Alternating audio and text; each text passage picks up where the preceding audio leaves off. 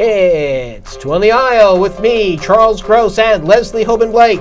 Tonight reviews of Fiddler on the Roof, China Doll, School of Rock, and Noise is Off. Ladies and gentlemen, welcome to Two on the Aisle. And good evening, Leslie. Hey, good evening, Charlie. It's been a while. It has, and we're back. We were away. Well, you were in Tel Aviv, as you call it. I was in Jerusalem too. I was in Israel, and then I got home and I was sick. And you've been moving and had to deal with a family crisis. Yes, and my brother passed away, so it's been very. Yes. But we're back. We are back, and we're going to talk about Fiddler on the Roof. Fiddler on the Roof. Fiddler on the Roof, and we went with Charlie's parents. I love that idea.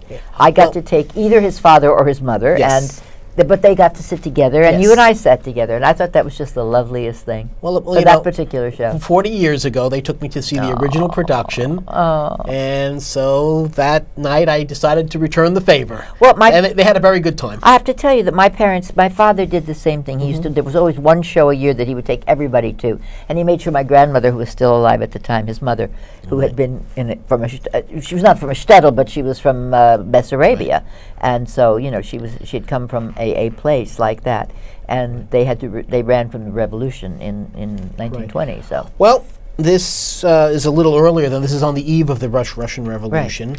Right. This is probably is one of the greatest musicals ever written. If I were to give a top 10 list, this would be in the top 5. If you were to give a top 10. Bach, Harnick, Stein. Amazing. Originally directed by Jerome Robbins. Yep. Reimagined to a small extent by Bartlett Shear, who gave us The King and I last season. No? I disagree with you. You know, when you saw it and I saw it, you saw it with Zero Mostel? I saw the revival with Zero Mostel. Okay. And Zero Mostel played to the audience, and Zero Mostel what Bartlett Shear did was to take it back to the original story. He took it back to the heart-rending story that it was meant to be. So the drama is there, and the lovely thought process is there. I would say that if you go to the last revival with Alfred Molina, I didn't say I liked it, but I'd say that was the intention. That was the one time I really thought Fiddler, maybe it is possible. I mean, it was still decent. Mm-hmm. So it's hard to screw up Fiddler. But if you saw it with Topol, or if you saw it with anybody other than Zero Mostel, the drama is there. And yes, Mostel played it for last, but there was still a good deal of drama here. Well, Harvey, but this time there was so much drama. This time it really went for, I think, what the meaning and the sentiment and the heart of that play always was meant to be, and we didn't always get to see it in some of the revivals and some of the people who played it, and that's depending on whom you saw. Again, I've seen some really excellent productions over the years, and this ranks up with any of them. Incredible! This is Danny Burstein as Tevye. We've seen him for years. We both love him. Wait. Okay, close up. I told you there was going to be a close-up. University of California, San Diego, Master of Fine Arts, 1990. The picture in the middle is Danny Burstein. Can you get us a close-up on that at all? No, if it's not possible. The point is, this is a little boy, Danny Burstein. I didn't know I had this in my files, but I'm making an archive, so I'm going through everything. I never threw anything away. There's a smile. Look at him. Hispanic. He was a child. But he was already the only professional in the group. He already had his Actors Equity and SAG cards. Anyway, that's it. We'll grow up to marry Rebecca Luker. Yeah, well, that's that too. And I got to go to that because at that particular time in my life, I was going to all of these auditions that everybody did. So, sorry, that was my big surprise for the evening. Go ahead. Well, Fiddler on the Roof is, of course, based on the Shalom Aleichem stories. Exactly. Takes place in Russia. Tevye the Dairyman actually literally translates to Tevye the Milky One. And there was actually a Tevye. He did not have daughters, right? But Shalom Aleichem based the stories on him. And this is basically, clinging to tradition, but also accepting evolution or new ways. Well, not accepting them willingly. I mean, it's a fight to the end. Sometimes kicking and screaming. But here you have Tevye with 5 daughters. And his 3 oldest daughters want to marry for love. And the first time, instead of the tradition at the time was to have a matchmaker, make it, and the shotgun, yes. And the, children really had no say in the matter, which I will say is not actual Jewish law. That was a tradition, so it's a little different. Right. and he yields for 2 of his daughters. Then the third one wants to marry someone who is not Jewish, Well, which is definitely against Jewish law. And that to me is the saddest and most dramatic part of the play. And she's dead to him. That's it. Yeah. He will not accept her back. And even though you can tell the longing is there, he won't do it. Yeah, and as a father with 2 daughters, I can understand this. But Danny Burstein, I did not know. We've seen him. We saw him in Bartlett Sher's South Pacific, and he did a great job as Luther Billis. But I did not know his voice was so magnificent until I got to hear him sing some of this stuff. I didn't know. Well, it's interesting. Most of the Tevyas have, a smile or all right, what will be, will be. This is the first time I've ever seen a Tevye shake his fist in anger at God. Yes. This is what I was talking about. Danny Burstein is incapable of giving a not true performance. Even if it's Luther Billis, he gives it, it's real. Either out of anger or out of frustration. And I agree, he does hit all the dramatic points. There are some good comic points there, too. The only thing that, I won't say disappointed, but that was just all right, was when he was doing If I Were a Rich Man, which is... Really? Well, that's because you sing it. So I thought it was a solid performance, but, I'd like to be bowled over by that song, because it's just such... one of the most incredible songs in the musical theater. And he did it well, but not spectacularly. This is the brilliance of this performance, is that he didn't go for the obvious. He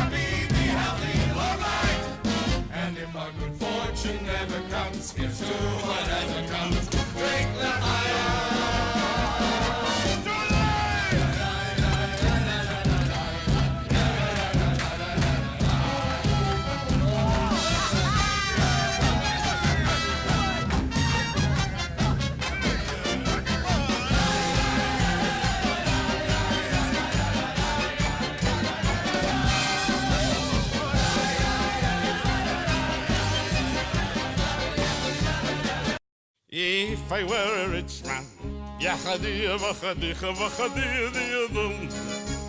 all day long I'd biddy biddy bum. If I were a wealthy man, I wouldn't have to work hard. Lord, who made the lion and the lamb, you decreed I should be what I am. Would it spoil some vast eternal plan if I were a wealthy man?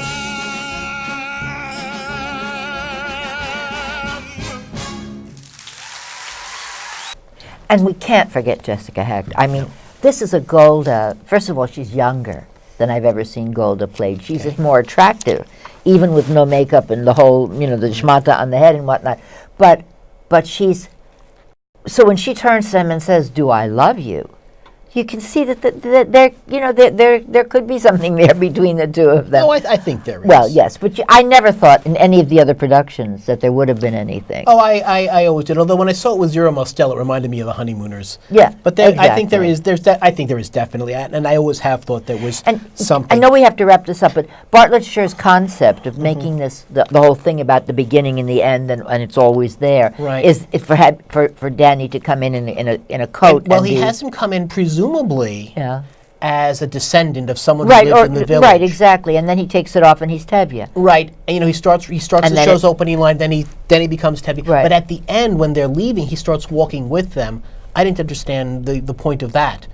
It doesn't feel like a circle. It feels like he's leaving with them. Oh, I see. And I thought he would be searching. You know how I would have done it? And I don't normally give directing advice, but I would think at the end, at the beginning, Tevye talks about keeping your head covered as part of their job.